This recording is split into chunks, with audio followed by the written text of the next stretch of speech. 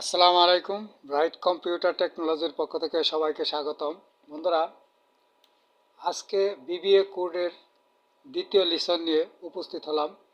আজকে আমরা দেখব সেভ বাটনের কোডিং করে কিভাবে আমরা ডাটা শিটে ডাটাগুলো সেভ করতে পারি। প্রথম পর্বে আমরা দেখেছিলাম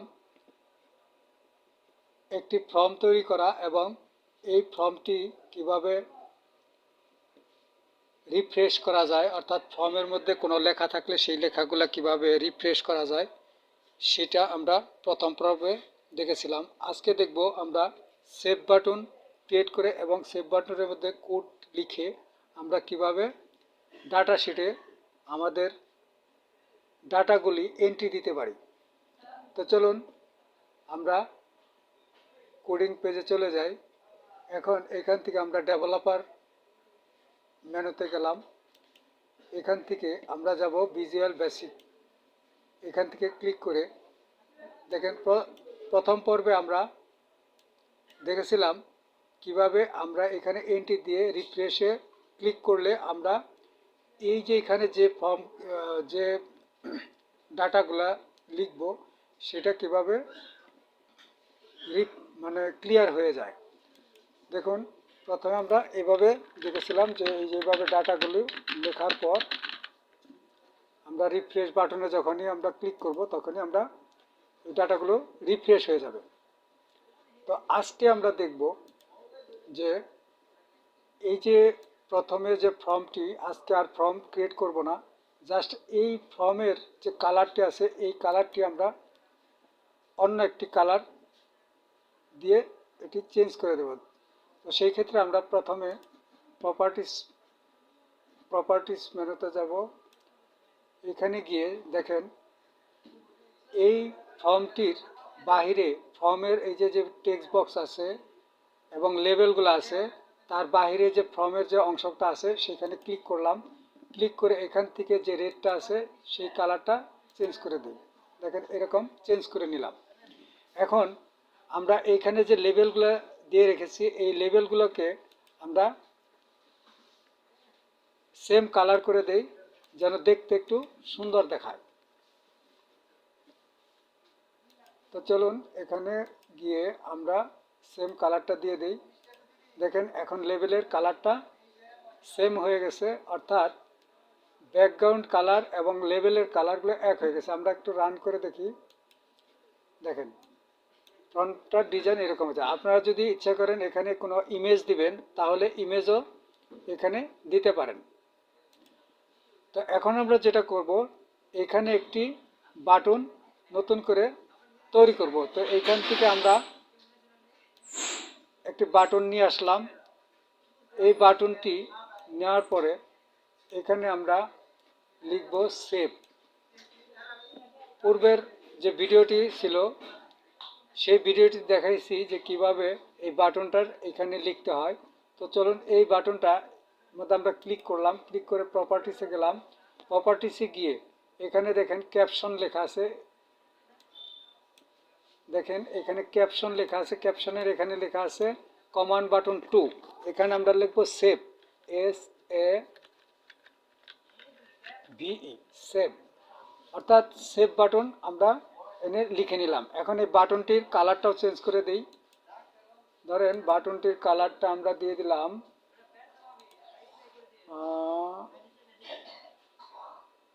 এরকম একটা কালার দিয়ে দিলাম। তো এখন কথা হচ্ছে আমরা আজকে দুইটা কমান্ড দেখব, একটা হচ্ছে সেভ বাটন এবং একটা এক্সিট বাটন। তো এখানে আমি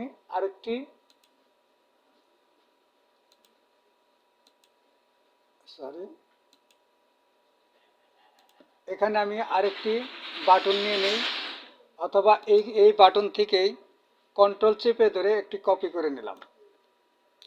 তো এখানে লিখে নেই এক্সিট লিখে নিলাম। তো এখন আমরা এই দুইটা বাটনে কোড করব। তো কোডিং যেহেতু আমরা সেভ করব, তো প্রথমে আমরা দেখে নেই। দেখেন আমরা এক্সেলের ফাইলে যাব। এখানে কথা হচ্ছে যে আমার এখানে শীট 1 এখানে আছে। তো এই শীট 1কে আমি আরেকটি শীট বানিয়ে নিলাম। তো এই শীট 1-এ আমরা একটি ড্যাশবোর্ড তৈরি করব, এটা নেক্সট ভিডিওতে দেখাবো। আজকে শুধু শীট 2-তে আমরা কিভাবে ডাটাগুলো দিব, আমরা এখন কোন কলামের থেকে আমরা ডাটাগুলো এন্ট্রি দিতে চাই সেইটাই আমরা এই কোডিংয়ের মধ্যে লিখব। ধরেন এখানে এ, এই যে এ রো আছে, B C D E F.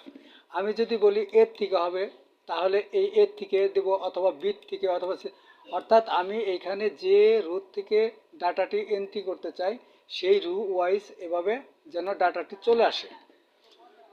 তো দেখুন, আমরা ফর্মে চলে যাই, এখান থেকে আমরা সেভ বাটনে ডাবল ক্লিক করলাম। ক্লিক করার পরে আমাদের এখানে কোডিং লেখার জন্য আমরা এখন রেডি হলাম। তো এখানে যেটা করব, প্রথমে আমরা এই কোডিংয়ে আমি কয়েক রকমের দেখাবো, জাস্ট আমি একদম ইজি ওয়ে যেটা, সেটা আপনাদের সাথে আজকে শেয়ার করতেছি। তো প্রথমে আমরা যেটা দেব, লিখব ডিম ডিম x as long.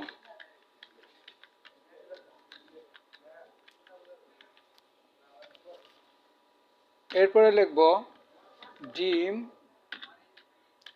Y as worksheet.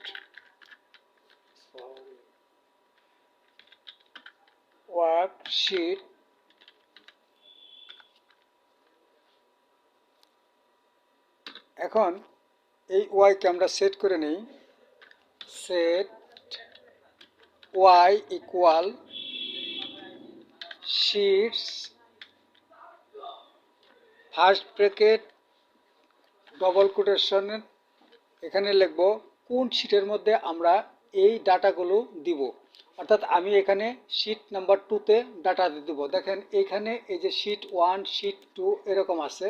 তো আমরা এই শীট 2-তে আমাদের ডাটাটি এন্ট্রি দিব। সেই ক্ষেত্রে আমরা এখানে লিখব sheet 2 double quotation bracket close. তো এখানে আমরা ওয়াইকে সেট করে নিলাম। তো এর মানে হচ্ছে, এখন আমি যেটা করব, এখন এখানে আমি লিখব x equal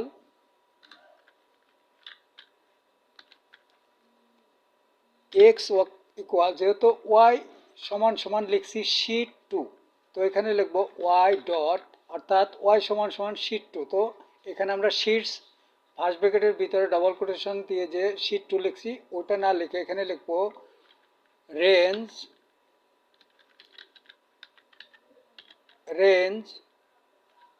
first bracket double quotation.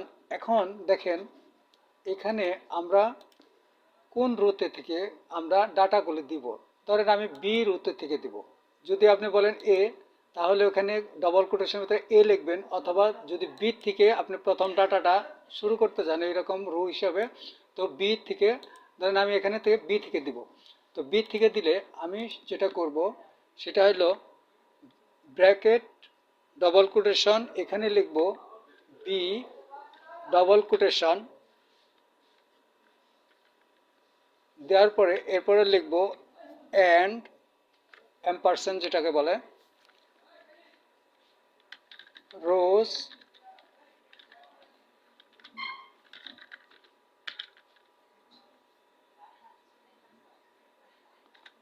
Dot count dot end first bracket xl up. এখানে দেখেন নিচে এক্সেল আপ আসছে, এখান থেকে আমরা ট্যাব দিয়ে এক্সেল আপটা দিয়ে নিলাম। Dot rho.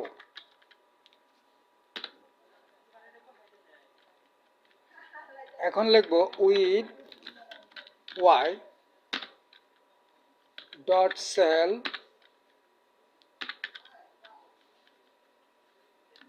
First bracket X plus 1,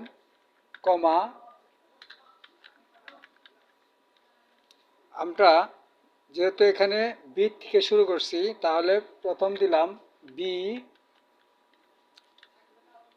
double quotation bracket close dot value equal text box 1 dot text. এখন আমরা যেহেতু এখানে 4টি টেক্সট বক্স আছে, তো সেই ক্ষেত্রে আমরা এটিকে কপি করে নিই।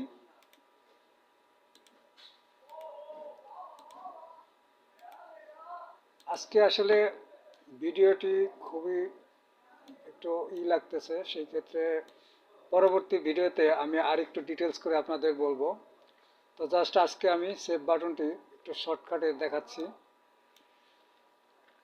তো দেখেন প্রথমটায় বি বি কলামের ফার্স্ট সেলে বি, এরপরেরটা হবে সি, এরপরেরটা হবে ডি, এরপরেরটা হবে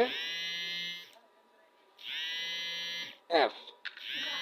তো এই হচ্ছে আমাদের কোডিং লেখা। তার মানে কি, এখানে লিখলাম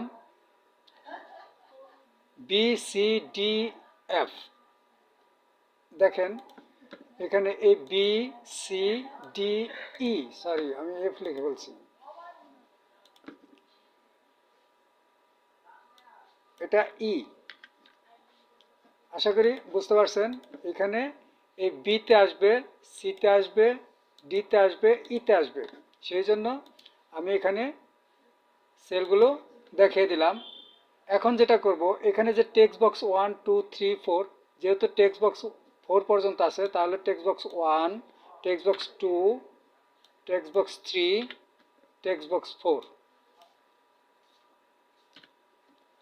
আমাদের আপাতত এখানে কাজ শেষ। এখন আমরা কি করব,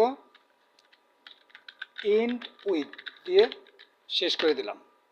অর্থাৎ আমাদের সেভ বাটনের কাজ শেষ। এখানে উপরে আমি একটু লিখে রাখি বোঝার জন্য। ধরেন এখানে লিখলাম সেভ দ্য ডাটা। এটা বোঝার জন্য আমি জাস্ট এটা এখানে একটা কমেন্ট লিখে রাখলাম। তো এখানে আমাদের সেভ করার হয়ে গেছে। তো এখানে আমরা যেটা করব, এই যে সেভ করব, এই সেভের মধ্যে যেন আমাদের সেভ হয়ে যায়, প্লাস এখানে যেন একটা মেসেজ আসে যে data save successfully.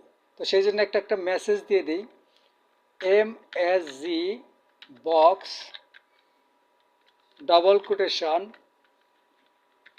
Data save successfully, এই একটা কমান্ড দিয়ে দিলাম। এবং এখানে আমরা এই ডাটা যখন সেভ হবে, ধরেন আমি এখানে যখন ডাটাটা সেভ করব, এটা লিখলাম, লেখার পরে যখন ডাটাটা সেভ করব, তখন যেন এই ডাটাটা আবার এখান থেকে ক্লিয়ার হয়ে যায়, সেভও হয়ে যায় এবং ক্লিয়ার হয়ে যায়। সেই জন্য যেটা করব, এইখানে আমরা যে প্রথমে দেখেছিলাম যে কিভাবে ডাটাগুলো ক্লিয়ার হয়, সেটাই আমরা এখন কপি করে, এখান থেকে কপি আমরা এই যে সেভ দ্য ডাটা, এখানে জাস্ট পেস্ট করে দিলাম। তো দেখেন এখন আমরা একটু রান করে দেখি। রান করলাম, এখানে লিখলাম নাম্বার 1 এবং লিখলাম রিবান খান, টাঙ্গাইল, বাংলাদেশ, ফোন নাম্বার লিখলাম এই। তো এখন আমরা যখনই সেভ বাটনে ক্লিক করব, তখন যেন ডাটাগুলো আমাদের এই অনুসারে চলে আসে। দেখেন এখানে দেখি এখানে কি হলো, সেল বি, ও ভ্যালু বানান আমার এখানে একটু সরি VALUE ভ্যালু। দেখেন আমার এখানে ভ্যালু, এই যে স্পেলিংটা এটা একটু ভুল হয়েছে, যার জন্যে ও আমাকে ডিবাগিং দেখাচ্ছে। তো এইগুলো আপনারা একটু খেয়াল করবেন, এখানে আমি ভ্যালু বানানটা ভুল করার কারণে আমাদের ডিবাগিংটা দেখাচ্ছে। তো চলুন এখন আমরা দেখি। দেখেন ডাটাটি অলরেডি এখানে চলে গেছে এবং এখানে লিখছে সাকসেসফুলি। এখানে কারণটা হচ্ছে আমি যে সেভটা এই যে মেসেজ বক্সটা দিছি, এই মেসেজ বক্সটা এটা পরে আসবে, আমি এটাকে করে দিই। দেখেন, অর্থাৎ এই ভাঙা ভাঙা আপনাদের বলার উদ্দেশ্য এই হচ্ছে যে এই যে মেসেজ বক্সটা দিছি, এই মেসেজ বক্সটা আমরা একটু কাট করে এখানে দিয়ে দিই।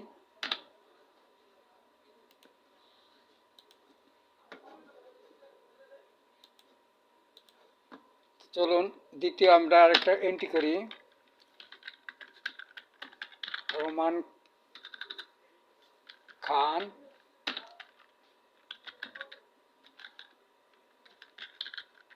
ঢাকা দিলাম, সেভ। তো দেখেন আমাদের এই যে এখন এখানে অলরেডি চলে আসছে এবং এখানে একটা মেসেজ বক্স দেখাচ্ছে। তো এখানে লিখি জামাল খান